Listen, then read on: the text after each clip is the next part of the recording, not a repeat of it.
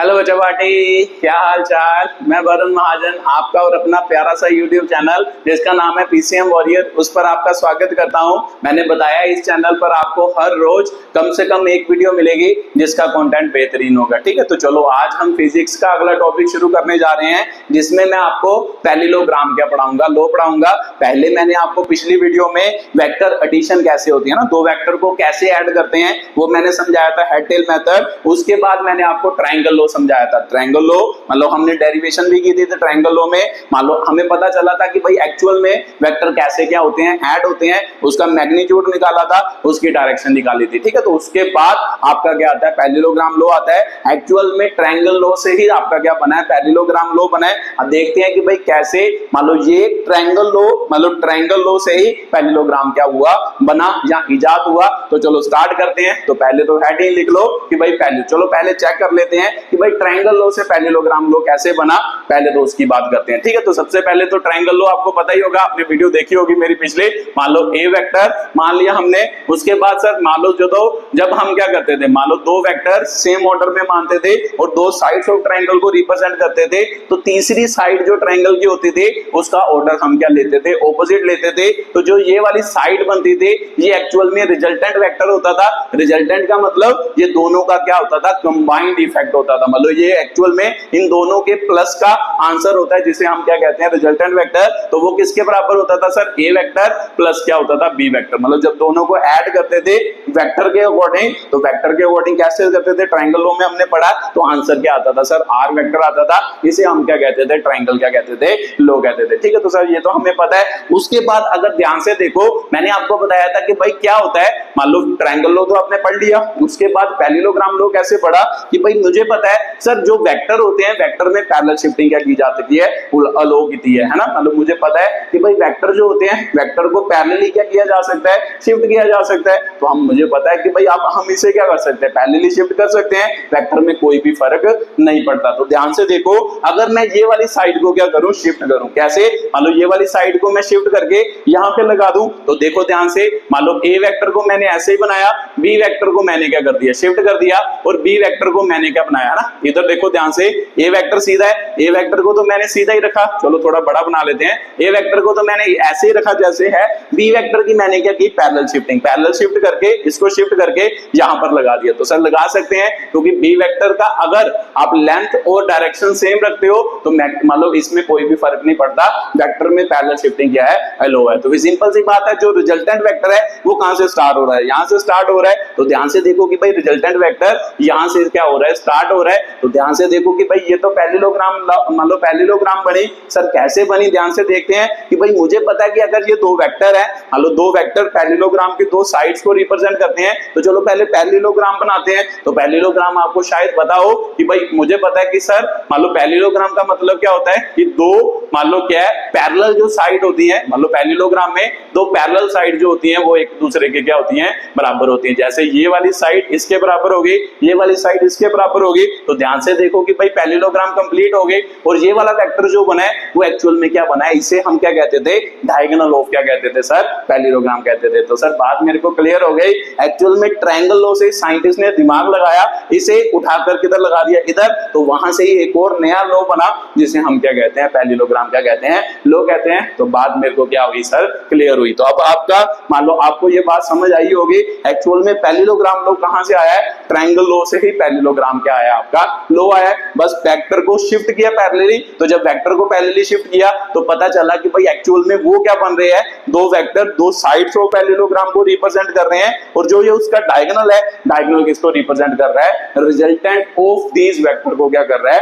Represent कर रहा है। ठीक है, तो सर बात तो मेरे को क्लियर हो गई, ये बात तो आपको समझ आई होगी। तो वहां पे क्या दिक्कत है, यहाँ पे एंगल जब हम निकालते थे ट्रायंगल लो में, शायद आपको याद हो, अगर आपने मतलब देखा हो तो cos थीटा ना, थीटा आपका क्या आता था, एंगल आता था। तो थीटा जो एंगल होता था वो इधर वाला होता था, हम मानते थे इधर एक एंगल वो थीटा होता था। वो थीटा एक्चुअल में क्या होता था, पहले और दूसरे वेक्टर के बीच का एंगल होता था, दोनों की टेल टेल के बीच एंगल होता था। अब ध्यान से देखो कि भाई अब उन दोनों की टेल तो मिल गई, एक वेक्टर की टेल ये है, दूसरे वेक्टर की टेल ये है, तो दोनों के बीच का एंगल हम थीटा क्या कर सकते हैं, मान सकते हैं। तो जब हम दोनों के बीच का एंगल थीटा मानेंगे तो फिर देखेंगे कि भाई इसका मान लो डेरिवेशन जो है वो ट्रायंगल लो, मतलब जैसे ट्रायंगल लो में हमने रिजल्टेंट निकाला था वही डेरिवेशन होती है या नहीं होती। ठीक है, तो चलो स्टार्ट करते हैं। आपको समझ तो आया कि भाई ट्रायंगल से पैरेललोग्राम लो कैसे बना, ये बात तो आपको समझ आई होगी। अब शुरू करते हैं कि भाई कैसे मान लो क्या है इसकी डेरिवेशन की जाती है। ठीक है, तो सबसे पहले तो स्टेटमेंट लिखते हैं कि भाई पैरेललोग्राम लो की स्टेटमेंट क्या है। ठीक है, पैरेललोग्राम लो। ठीक है, तो इसे एनालिटिकल मान लो, अगर मान लो क्लास 11th में अगर आपको ये क्वेश्चन आता है कि टीचर मान लो क्या आपकी क्लास में मान लो एनालिटिकल मेथड भी पूछते हैं कि भाई डिफाइन या एक्सप्लेन एनालिटिकल मेथड ऑफ क्या होता है, वेक्टर एडिशन होता है। तो वेक्टर एडिशन का एनालिटिकल मेथड मतलब पैरेललोग्राम और ट्रायंगल लो को क्या कहते हैं, एनालिटिकल मेथड भी कहते हैं। ठीक है, तो सिंपल सी बात है सर, पैरेललोग्राम लो अगर डिफाइन करने के लिए क्या आ जाए, एक्सप्लेन करने के लिए तभी यही डेरिवेशन करनी है, अगर एनालिटिकल मेथड का आ जाए तब भी क्या करनी है, यही डेरिवेशन करनी है। तो चलो लिखो जल्दी जल्दी स्टेटमेंट, फिर उसके बाद इसको ड्राइव करके देखते हैं। ठीक है, तो लिखो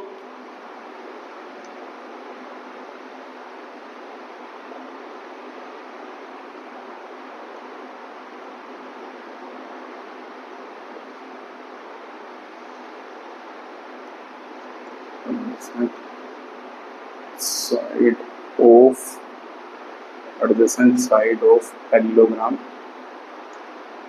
adjacent side of parallelogram acting from same point simultaneously, then resultant vector represented the diagonal of parallelogram taken drawn from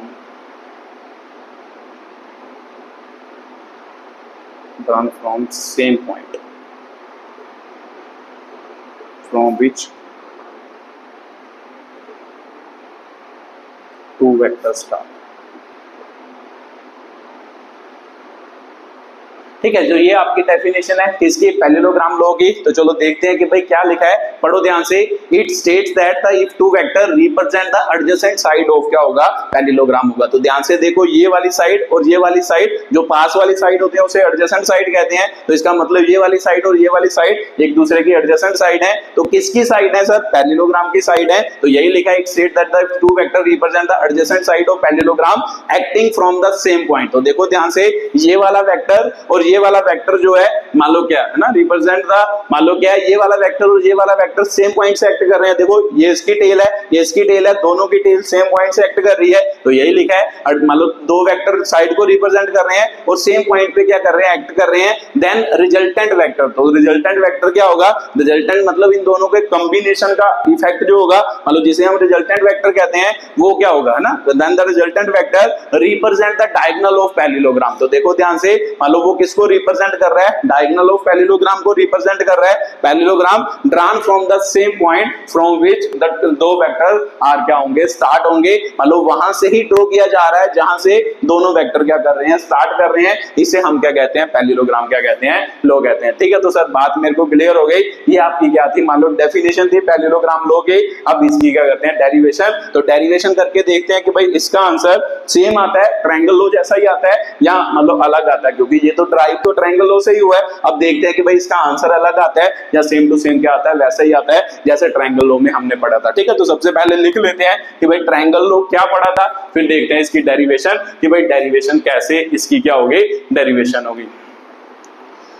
ठीक है, तो ट्रायंगल लॉ ने आपने पता ही होगा, आपको याद ही होगा कि भाई ट्रायंगल लॉ में हमने क्या किया था ना, रिजल्टेंट वेक्टर। मान लो पहले तो रिजल्टेंट वेक्टर सर क्या होता है, मान लो एक्चुअल में ये मान लो जो मेथड है ट्रायंगल लॉ और मान लो पैरेललोग्राम लॉ, ये किसके लिए यूज किया जाता है, दो वेक्टर को ऐड करने के लिए क्या किया जाता है, यूज किया जाता है। तो इसका मतलब ऐड करके एक नया वेक्टर बनता है जिसका नाम हमने क्या रखा, रिजल्टेंट वेक्टर। तो सिंपल सी बात है सर, ये दोनों के एडिशन का रिजल्ट होता है। तो एक्चुअल में हमने उसमें दो चीजें निकाली थी, क्योंकि वेक्टर में दो चीजें होती हैं, एक मैग्नीट्यूड होता है, एक क्या होती है, डायरेक्शन। तो इसका मैग्नीट्यूड हमने निकाला था। तो सर मैग्नीट्यूड का मतलब ऐसे भी लिखा जाता है, ऐसे भी। तो उसका आंसर कितना आया था, पहले वेक्टर का स्क्वायर मतलब a का स्क्वायर प्लस b का स्क्वायर प्लस 2ab, मतलब पहला वेक्टर इंटू दूसरा vector into cosine of angle between them, जो क्या उनके बीच का एंगल क्या था, थीटा था, हमने माना था। तो ये आया था। उसके बाद हमने डायरेक्शन निकाली थी, तो बीटा। सर बीटा कौन सा एंगल माना था, एक्चुअल में रिजल्टेंट है ना, रिजल्टेंट की डायरेक्शन निकालनी है। तो रिजल्टेंट कितना एंगल बनाएगा पहले वेक्टर्स के साथ, जो एक्स एक्सिस की ओर ड्रॉ किया है, या मान लो कह सकते हैं जो हॉरिजॉन्टल वेक्टर है उसके साथ रिजल्टेंट का कितना एंगल होता है, वो हमने बीटा माना था। तो भी tan बीटा मतलब डायरेक्शन को फाइंड करने के लिए हम यूज करते हैं। तो वो किसके बराबर आया था sir, b sin theta upon क्या आया था, a plus b cos theta के क्या आया था, आपका बराबर आया था। तो एक्चुअल में ये आपका क्या था, ट्रायंगल लॉ से दो रिजल्ट बने थे वेक्टर के। मान लो मैग्नीट्यूड निकालने का ये तरीका होता था ट्रायंगल लॉ में, मान लो डायरेक्शन निकालने का ये तरीका होता है। तो देखते हैं कि भाई इसमें भी सेम आता है या डिफरेंट डिफरेंट आता है। तो सर आपने पिछली वीडियो में बताया था ट्रायंगल लॉ में कि जब भी कभी हमने क्या किया था, मान लो पिछली वीडियो में भी मान लो जब ट्रायंगल लॉ ट्राई किया था तो हमने क्या है, मान लो एक्चुअल में यूज तो मैथ ही किया था, है ना, हमने मैथ यूज किया था। मान लो क्या, राइट एंगल ट्रायंगल की प्रॉपर्टी यूज की थी। तो चलो यहाँ पर भी राइट एंगल ट्रायंगल बनाते हैं। तो सर मेरे को पता है अगर बी वेक्टर है, ये भी क्या होगा, बी वेक्टर होगा, क्योंकि पैरेललोग्राम में दोनों साइडें सेम होती हैं। उसके बाद ये ए वेक्टर है, तो ये भी क्या होगा, ए वेक्टर होगा। ठीक है, तो नामकरण कर लेते हैं, इसको पी लिख देते हैं, इसको क्यू, इसको क्या लिख देते हैं, आर लिख देते हैं। ठीक है, तो आर से हमने क्या किया, मान लो एक परपेंडिकुलर क्या कर दिया, ड्रॉ कर दिया। तो सिंपल सी बात है सर, आर से हमने क्या किया, एक परपेंडिकुलर ड्रॉ किया। तो चलो थोड़ा इसको टेढ़ा बनाते हैं, फिर परपेंडिकुलर अच्छा दिखाई देगा। ठीक है, तो मान लो ऐसे बनाते हैं। ठीक है, तो ये मान लो कि भाई आपका क्या बना, बी वेक्टर बना, और यहां से हमने क्या किया था, मान लो उसमें भी एक परपेंडिकुलर क्या किया था, ड्रॉ किया था। तो मान लो कि भाई यहां पर भी एक परपेंडिकुलर ड्रॉ किया है, जिसका मान लो क्या है, मान लो हमने क्या लिख लिया, आरएम। आरएम एक परपेंडिकुलर है किसके ऊपर, सर पी क्यू के ऊपर। तो इसका मतलब पी क्यू के ऊपर आरएम हमने क्या किया, एक परपेंडिकुलर ड्रॉ कर लिया। तो जब भी परपेंडिकुलर बन जाए तो सिंपल सी बात है सर, हमें पता है राइट एंगल ट्रायंगल की प्रॉपर्टी हम यूज कर सकते हैं, क्योंकि राइट एंगल ट्रायंगल हमने मैथ्स में पढ़ा है, उसका रिजल्ट किसके बराबर होता है, मान लो हाइपोटेन्यूज का square is equal to triangle का स्क्वायर, सॉरी बेस का स्क्वायर प्लस परपेंडिकुलर का स्क्वायर होता है। तो यहां पर भी तो हम यूज कर सकते हैं। ध्यान से देखो, अगर परपेंडिकुलर ड्रॉ किया तो दो ट्रायंगल बन गए, एक ट्रायंगल ये बनी, एक ट्रायंगल ये बनी, है ना, एक पूरी बड़ी वाली ट्रायंगल बनी, वो भी राइट एंगल ट्रायंगल बनी, एक छोटी वाली ट्रायंगल बनी, वो भी क्या बने, राइट एंगल ट्रायंगल बनी। तो ध्यान से देखो, मान लो सबसे पहले तो इसमें थीटा माना था हमने, दो वेक्टर के बीच, दो वेक्टर की टेल के बीच एंगल। तो चलो इधर भी वही मान लेते हैं, फिर देखते हैं रिजल्ट सेम आता है या अलग अलग। तो सर वही मान लो थीटा मान लिया, और जो मान लो रिजल्टेंट का एंगल था बेस के साथ, मान लो या बेस वेक्टर के साथ हॉरिजॉन्टल वेक्टर के साथ, वो हमने क्या माना था सर, बीटा माना था। ठीक है, तो इसमें भी वही किया। तो चलो फिर शुरू करते हैं। मान लो यहां से मान लो इसको शुरू करते हैं। तो वो ट्रायंगल कौन सी लेते हैं, पी एम क्या लेते हैं, आर। पी एम आर में पाइथागोरस है ना, पाइथागोरस अप्लाई करते हैं। पाइथागोरस क्या करते हैं, थ्योरम क्या करते हैं, अप्लाई करते हैं। तो पाइथागोरस लगाते हैं। तो सर पाइथागोरस क्या होती थी, हाइपोटेन्यूज। तो हाइपोटेन्यूज कौन है सर, परपेंडिकुलर के सामने वाली साइड हाइपोटेन्यूज। तो इसका मतलब ये क्या होगा, पी आर स्क्वायर होगा इज इक्वल टू क्या होगा सर, बेस। तो बड़ी वाली ट्रायंगल का बेस क्या है, पीएम, तो फिर पीएम का स्क्वायर होगा प्लस परपेंडिकुलर, परपेंडिकुलर क्या होगा सर, एम आर या आर एम का क्या हो गया, आपका स्क्वायर हो गया। ठीक है, तो सर ये मेरे को क्लियर हो गया कि भाई क्या पी आर का स्क्वायर इज इक्वल टू क्या होगा ना, पीएम का स्क्वायर प्लस आर एम का स्क्वायर होगा। तो मुझे पता है सर हम क्या कर रहे हैं, हम तो वेक्टर को ऐड कर रहे हैं। तो सिंपल सी बात है कि भाई यहाँ पे सभी के मतलब जो वैल्यूज आनी चाहिए वो क्या आनी चाहिए, वेक्टर की टर्म्स में आनी चाहिए। मतलब A vector, B vector, R vector उसकी टर्म्स में आनी चाहिए। तो ध्यान से देखो कि भाई पी आर वेक्टर आपको पता है, तो पी आर सर क्या है, आर वेक्टर है। तो इसका तो पता है हमें कि भाई आर वेक्टर है। उसके बाद पीएम, तो पीएम कौन है सर, पीएम तो ये है। तो पीएम की वैल्यू आपको पता है, नहीं पता, बट हमें पता है सर अगर पीएम को तोड़ें पी क्यू और क्यूएम में, तो पी क्यू वेक्टर जो है वो कौन सा है, ये वेक्टर के बराबर है। तो हम इसको ऐसे भी तो लिख सकते हैं, क्यों लिख सकते हैं, क्योंकि मैंने ये सभी रिजल्ट किसकी टर्म्स में बनाने हैं, वेक्टर की टर्म्स में बनाने हैं। तो सर पीएम क्या है, पीएम को हम लिख सकते हैं पी क्यू प्लस क्या लिख सकते हैं, क्यूएम। तो इसकी स्क्वायर लिख सकते हैं। तो यहाँ पे क्या आ गया, आरएम का क्या आ गया, स्क्वायर आ गया। तो चलो सीधा लिख देते हैं इसके ऊपर। हेलो ये क्या था आपका, पी आर का स्क्वायर था तो इसको हम लिखेंगे आर एम का क्या हो गया स्क्वायर। तो सर मेरे को पता है ये तो फॉर्मूला बन गया ए प्लस बी की होल स्क्वायर का, तो लगाओ ए स्क्वायर हो गया प्लस बी स्क्वायर हो गया प्लस 2ab है ना, ए कौन है पी क्यू और बी कौन है सर क्यू एम है, तो प्लस क्या हो गया आर एम का क्या हो गया स्क्वायर हो गया। ठीक है, तो सर ये बात तो मेरे को क्लियर हो गई। अब उसके बाद चेक करो कि भाई आपका रिजल्ट बना, मतलब वेक्टर के टर्म्स में सर पी आर का मतलब फिर से आर वेक्टर है कि पी क्यू का मतलब ए वेक्टर है। उसके बाद क्यू एम का मतलब क्या है, क्यू एम सर ये है, तो क्यू एम तो कोई वेक्टर नहीं है, चलो इसकी बात बाद में करते हैं। 2pq सर फिर से ए के बराबर है ए वेक्टर के क्यू एम हमें पता नहीं सर क्यू एम क्या है, तो चलो क्यू एम इधर भी है। उसके बाद आर एम क्या है सर ये, तो ये भी हमें पता नहीं है। अगर ध्यान से देखो आपको यहां से समझ आ रहा होगा कि क्यू एम का स्क्वायर और आर एम का स्क्वायर सर किसके बराबर होगा, वो सिंपल सी बात है, ये भी तो राइट एंगल ट्रायंगल बन रही है। अगर ये भी राइट एंगल ट्रायंगल बन रही है तो मेरे को पता है इसका स्क्वायर और इसका स्क्वायर किसके बराबर होगा, बेस का स्क्वायर परपेंडिकुलर का स्क्वायर इसके बराबर होगा क्यू आर स्क्वायर के, तो क्यू आर स्क्वायर किसके बराबर है, बी वेक्टर के बराबर है। तो इसका मतलब हम इसको पी में कन्वर्ट कर सकते हैं। अगर इन दोनों को क्या करते हैं इकट्ठा कर दें, तो पी आर का स्क्वायर पी क्यू का स्क्वायर लिख लिया इसको और इसको इकट्ठा कर दिया, क्यू एम का स्क्वायर हो गया प्लस आर एम का स्क्वायर, आगे पीछे लिख सकते हैं कोई दिक्कत नहीं होती। 2pq हो गया क्यू एम हो गया, तो मुझे पता है सर ये क्या बना, देखो मान लो बेस का स्क्वायर प्लस परपेंडिकुलर का स्क्वायर किसके बराबर आएगा, हाइपोटेन्यूज का स्क्वायर आएगा। तो इन दोनों को मैंने इकट्ठा कर दिया, इसको मैंने क्या लिखा क्यू एम है ना, इन दोनों को इकट्ठा लिख के हम क्या लिख दिया क्यू आर का स्क्वायर, तो इसके किसके बराबर हो गया सर क्यू आर के स्क्वायर, 2pq आ गया डॉट में क्या आ गया आपका क्यू एम आ गया। ठीक है, तो सर ये बात मेरे को क्लियर हो गई कि भाई इसकी जगह पर हम हाइपोटेन्यूज का स्क्वायर भी लिख सकते हैं। ठीक है, तो ये बात तो आपको क्लियर हुई होगी। अब देखो कि भाई वेक्टर आगे पी आर आर वेक्टर है, पी क्यू ए वेक्टर है, क्यू आर बी वेक्टर है, और उसके बाद पी क्यू फिर से क्या है ए वेक्टर है, उसके बाद क्यू एम क्या है सर आपका क्यू एम हमें पता नहीं है ना, क्यू एम तो ये है। तो सिंपल सी बात है, अगर क्यू एम नहीं पता, मान लो कि भाई अगर नहीं पता तो मेरे को पता है ये राइट एंगल ट्रायंगल बन रही है, तो जब भी राइट एंगल ट्रायंगल बने हम उसको किस में कन्वर्ट करते हैं, किसी की वैल्यू निकालनी हो हम हमेशा किसमें ट्रिग्नोमेट्री रेशियो से उसकी वैल्यू क्या कर सकते हैं फाइंड कर सकते हैं। तो क्यों ना इसकी वैल्यू भी निकाल ली जाए, किसकी टर्म में निकालनी है,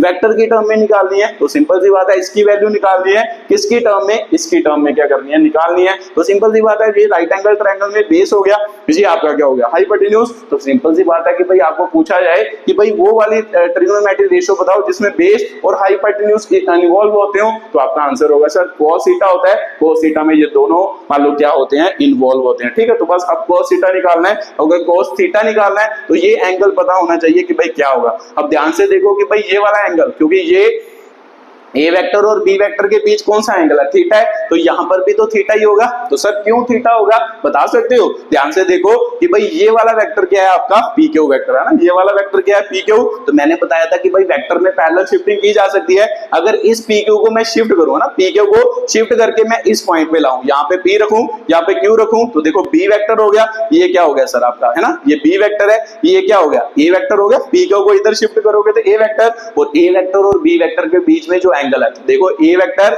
और बी वेक्टर के बीच में जो एंगल है थीटा, तो सर इधर भी तो थीटा ही होगा, क्योंकि हम वेक्टर में पैरेलल शिफ्टिंग कर सकते हैं। अगर ये वेक्टर को इधर लेके आएंगे तो सिंपल सी बात है ये एक्चुअल में क्या होगा बी वेक्टर और ए वेक्टर में एंगल, तो बी वेक्टर में ए वेक्टर में एंगल हमने माना तो है थीटा, तो इधर भी क्या होगा थीटा ही होगा। ठीक है, तो सिंपल सी बात है। अब क्यू एम की वैल्यू हम किसकी टर्म में निकालेंगे, इसकी में, तो इसका मतलब ट्रायंगल कौन सी लेते हैं क्यू एम आर ट्रायंगल लेते हैं, उसमें हमने क्या निकाला cos थीटा की वैल्यू निकाले। तो सर cos थीटा होता है बेस क्या बना इस ट्रायंगल का ना, इस ट्रायंगल का बेस क्यू एम बना और हाइपोटेन्यूज क्या बना क्यू आर बना। तो सिंपल सी बात है भाई क्यू एम उधर ही रहा, ये उधर जाके मल्टीप्लाई क्यू आर इंटू कितना हो गया आपका क्यू आर इंटू क्या हो गया cos थीटा हो गया। तो देखो Q M is equal to Q R की वैल्यू कितनी हुई, तो सर क्यू आर मेरे को पता है कि भाई क्या बी। अब देखो ध्यान से कि भाई सर ये क्या निकाल रहे हैं, तो ये मैंने आपको बताया था कि हम क्या करते हैं वेक्टर को दो तरीके से सॉल्व करते हैं, पहले उसका मैग्नीट्यूड निकालते हैं, उसके बाद उसकी डायरेक्शन निकालते हैं। तो एक्चुअल में ये मैं क्या निकाल रहा हूं मैग्नीट्यूड है ना, मैग्नीट्यूड ऑफ क्या निकाल रहा हूं रिजल्टेंट, मैग्नीट्यूड ऑफ रिजल्टेंट निकाल रहा हूं, मतलब रिजल्टेंट वेक्टर का क्या मैग्नीट्यूड होगा। तो सर जब मैग्नीट्यूड होता है तो मैग्नीट्यूड में वेक्टर थोड़ा लेते हैं, मैग्नीट्यूड का मतलब है सिंपल वेक्टर को हटा के जो वैल्यू होती है उसे हम मैग्नीट्यूड कहते हैं। जैसे यहाँ पर अगर आपको पूछा जाए कि भाई आर वेक्टर का मैग्नीट्यूड क्या है, तो आपको ऐसे लिखते हो या ऐसे लिखते हो या सिंपल आर लिखते हो। अगर बी वेक्टर का मैग्नीट्यूड पूछा जाए तो ऐसे लिखते हो या सिंपल बी लिखते हो। तो सिंपल सी बात है सर, इसके ऊपर वेक्टर नहीं लगाना, क्योंकि हम किसकी वैल्यू निकाल रहे हैं, मैग्नीट्यूड की क्या निकाल रहे हैं, वैल्यू निकाल रहे हैं। तो इसका मतलब किसी के साथ भी वेक्टर यूज नहीं करना। तो सिंपल सी बात है, इधर क्यू आर कौन सा है आपका, बी है, तो इसका मतलब यहाँ पे बी लगा देंगे, यहाँ पर cos थीटा, इसका मतलब क्यू एम की जगह पर हम क्या यूज कर सकते हैं, बी cos थीटा। तो आप सबकी वैल्यू भर दो सर, पी आर किसके बराबर, देखो पी आर किसके बराबर सर, आर वेक्टर। तो सिंपल सी बात है, यहाँ पर आर लिखेंगे, वेक्टर तो लिखना नहीं है, पी क्यू किसके बराबर, ए वेक्टर। तो यहाँ पे क्या लिखेंगे सर, ए स्क्वायर लिखेंगे, क्यू आर किसके बराबर सर, बी वेक्टर। तो यहाँ पे क्या लिखेंगे, बी स्क्वायर लिखेंगे, फिर से 2 पी क्यू किसके बराबर, ए वेक्टर। तो सर ए लिखेंगे, उसके बाद सर अगला मान लो क्या है, क्यू एम। तो क्यू एम की जगह पर क्या लिखेंगे, ये लिखेंगे। तो क्यू एम किसके बराबर आया, इसके बराबर आया। तो ध्यान से देखो कि भाई आर वेक्टर किसके बराबर आया, मतलब सेम टू सेम उसी के बराबर आया, A square plus B square plus 2ab cos क्या हो गया, थीटा हो गया। तो इसका मतलब ये तो सर ट्रायंगल लॉ का ही रिजल्ट है, सेम टू सेम जैसे ट्रायंगल लॉ में हमने ड्राइव किया था, वही सेम टू सेम रिजल्ट। देखो मैग्नीट्यूड ऑफ आर वेक्टर किसके बराबर आ गया, इसके बराबर आ गया। तो सब मेरे को समझ आया, एक्चुअल में रिजल्टेंट का जो मैग्नीट्यूड होता है वो किसके बराबर होता है, इसके क्या होता है बराबर, या फिर दो वेक्टर को प्लस करना हो और प्लस का जो रिजल्टेंट निकलना है, रिजल्टेंट मतलब उन दोनों के प्लस का जो आंसर आएगा उसका मतलब मैग्नीट्यूड कैसे निकलता है, ऐसे उसका क्या निकलता है, मैग्नीट्यूड निकलता है। यहाँ पर जो दोनों वेक्टर बनेंगे जो भी होंगे, और साथ में 2ab और थीटा क्या होगा, उन दोनों के बीच एंगल। तो ध्यान से देखो, ये वाली मतलब जो हमने ट्रायंगल लॉ में किया था, ट्रायंगल लॉ में दो वेक्टर के बीच हमें समझ नहीं आता था, डायग्राम को शिफ्ट करना पड़ता था।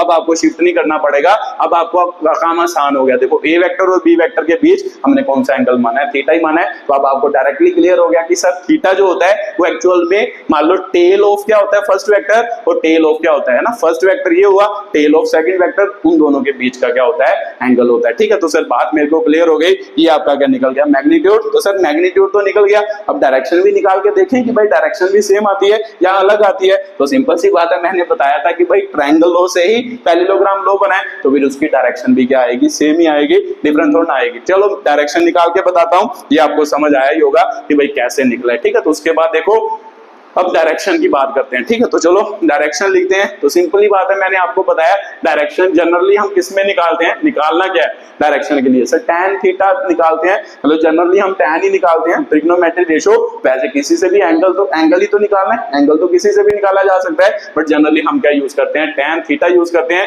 तो यहाँ पे रिजल्टेंट का एंगल कितना सर, बेस के साथ। ये याद रखना है कि भाई एक्चुअल में जो बीटा एंगल जो होता है वो बेस वाले वेक्टर के साथ होता है। बेस मतलब हॉरिजॉन्टल डायरेक्शन में जो वेक्टर है उसके साथ ये एंगल क्या होता है, बीटा होता है। तो सिंपल सी बात है सर, tan बीटा क्या होता है, परपेंडिकुलर, मतलब tan थीटा क्या होता है, परपेंडिकुलर अपॉन क्या होता है आपका, बेस होता है। तो सिंपल सी बात है सर, अब बीटा एंगल किस ट्रायंगल में है, बड़ी वाली ट्रायंगल में बीटा एंगल है। तो सिंपल सी बात है, इसका परपेंडिकुलर क्या हुआ सर, rm हो गया, परपेंडिकुलर बेस क्या हुआ सर, इस बड़ी वाली ट्रायंगल का है ना, ये वाली ट्रायंगल का, पूरी ट्रायंगल का ना, तो पूरी ट्रायंगल का बेस pm हुआ। तो सिंपल सी बात है सर, यहाँ पर pm आया। तो मेरे को पता है अगर मैग्नीट्यूड वेक्टर की टर्म में निकाला है तो डायरेक्शन भी तो वेक्टर की टर्म में ही निकालेंगे। तो यहाँ पे वैल्यू करते हैं, तो मेरे को पता है सर rm, इसकी वैल्यू पता है, इसकी वैल्यू तो पता ही नहीं। उसके बाद चलो इसको ऐसे लिखते हैं, उसके बाद pm। तो सर pm वेक्टर की टर्म में पता है, नहीं पता, बट इसे तोड़ सकते हैं सर, pq प्लस क्या लिख सकते हैं, qm लिख सकते हैं। तो इसका मतलब यहाँ पर भी pq प्लस क्या लिखेंगे, qm लिखेंगे। तो फिर tan बीटा आ गया, tan बीटा rm की जगह पर अब लिखते हैं सर, rm को तो हमें पता नहीं, pq तो हमें पता है, pq यहाँ पर क्या है ये, अब a वेक्टर लिखेंगे या a लिखेंगे। तो फिर से मैं आपको क्वेश्चन पूछता हूँ कि भाई बताओ, अगर आप tan थीटा की वैल्यू निकालते हो तो tan थीटा की वैल्यू या sin थीटा की वैल्यू निकालते हो तो आंसर क्या आता है सर, 1 आता है, मतलब 1 आता है, या 1 और मतलब -1 के बीच कोई वैल्यू आती है। तो सिंपल सी बात है, आपको आंसर वैल्यू ही तो आ रहा है, तो वैल्यू का मतलब मैग्नीट्यूड होता है। तो सिंपल सी बात है, अगर मैग्नीट्यूड डिवाइड करेंगे तभी तो आंसर क्या आएगा, मतलब वो आएगा जो आप बता रहे हो। तो सिंपल सी बात है, इधर भी हम मैग्नीट्यूड ही लेंगे। तो मैग्नीट्यूड ऑफ मान लो क्या पी क्या होगा सर, ए होगा, और क्यूएम तो आपने निकाला है, वो किसके बराबर है, बी cos थीटा। अब वाड़ी है कि भाई rm, तो rm को भी वेक्टर की टर्म में निकालना है। तो सर rm को निकालना है, तो rm फिर से ये ट्रायंगल बन रही है, देखो ध्यान से, ये ट्रायंगल बन रही है, इसमें से rm हम निकाल लेते हैं, किसकी टर्म में निकालना है, वेक्टर। तो वेक्टर कौन है सर, b वेक्टर है। तो फिर ये परपेंडिकुलर हुआ, ये हाइपोटेन्यूज हुआ, तो कौन सी ट्रायंगल में कौन सी ट्रिग्नोमेट्री लेंगे, तो ये तो आपको समझ आ ही गया होगा सर, साइन थीटा है ना। साइन थीटा जो होगा वो क्या होता है, परपेंडिकुलर अपॉन हाइपोटेन्यूज। तो परपेंडिकुलर कितना है सर, rm अपॉन हाइपोटेन्यूज कितना हो गया सर, मान लो q क्या हो गया, r हो गया। तो फिर rm की वैल्यू कितनी हो गई, qr इंटू क्या हो गया, साइन थीटा हो गया। तो सिंपल सी बात है सर, qr का मतलब क्या है आपका, है ना, qr का मतलब क्या है, qr QR ये है तो QR मतलब B वेक्टर, तो वेक्टर तो लेना नहीं है सर, सिंपल B लिखना है तो B sin थीटा हो गया। तो भी tan बीटा की वैल्यू देखो ध्यान से क्या बने, फिर से B sin थीटा आ गया, RM की वैल्यू है ना B sin थीटा अपॉन क्या आ गया सर A प्लस B क्या आ गया cos थीटा। तो ध्यान से देखो भाई आपका क्या बना था, आंसर बना था ट्रायंगल लॉ में। ठीक है, तो सर बात मेरे को समझ आ गई, ट्रायंगल लॉ और पैरेललोग्राम लॉ क्या है, सेम ही है, बस उसकी डेफिनेशन थोड़ी सी क्या हो गई, मतलब अलग हो गई, क्योंकि हमने वेक्टर को क्या किया था शिफ्ट, वहां से ही आपका क्या बना था पैरेललोग्राम लॉ बना था। ठीक है, तो ये बातें आपको क्लियर हुई होंगी। ये डेरिवेशन मान लो क्लास 11th में बहुत ज्यादा इंपॉर्टेंट डेफिनेशन है, मतलब डेरिवेशन है, मतलब ज्यादातर टीचर इसे क्या करते हैं, पूछते हैं पेपर में कि कैसे ये डेरिवेशन क्या होगी, कंप्लीट होगी। ठीक है, तो वीडियो को देखने के लिए बहुत बहुत धन्यवाद। अगली वीडियो में इसके न्यूमेरिकल करेंगे ना, मान लो जो मैंने आपको समझाया ट्रायंगल लॉ और वेक्टर मान लो क्या पैरेललोग्राम लॉ, आपको समझ आ गया कि भाई इस दोनों में मान लो डेरिवेशन में रिजल्ट तो सेम ही है। तो सिंपल सी बात है कि भाई जब भी कभी मान लो मैग्नीट्यूड निकालना होगा तो हम यहां से निकालेंगे, डायरेक्शन निकालनी होगी तो यहां से निकालेंगे। तो इन मान लो रिजल्ट को यूज करके इसके कुछ क्वेश्चन करेंगे, वो अगली वीडियो में क्या करेंगे, एक्सप्लेन करेंगे। ठीक है, तो वीडियो को देखने के लिए बहुत बहुत धन्यवाद।